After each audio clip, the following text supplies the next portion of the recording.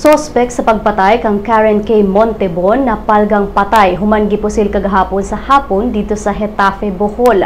Gila ang maong sospetsado nga si Ruben Fernandez nga napalgang nagbuyod sa usa ka taytayan duol sa baybayon sa Getafe.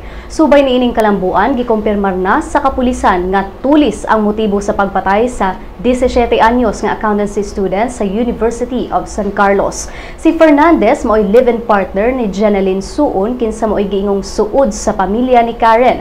Ang igsuon ni Jeneline nga si Rosalyn Humel nga anaa sa Hawaii magpadala og kwarta kang Jeneline pinaagi sa inahan ni Karen. Gihatod ni Jeneline si Fernandez padulong sa balay ni Karen niadtong Setyembre 15 aron mangutana kung nakapadala ba og kwarta si Rosalyn.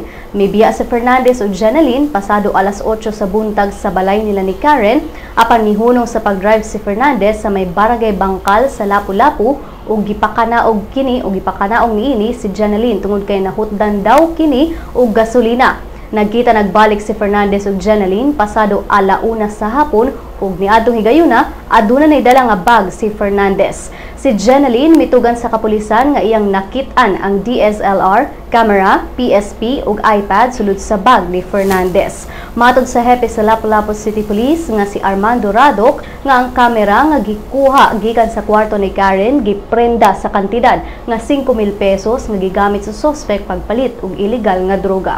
Si Fernandez gawas sulod na sa Lapu-Lapu City Jail tungod sa kasong theft and robbery.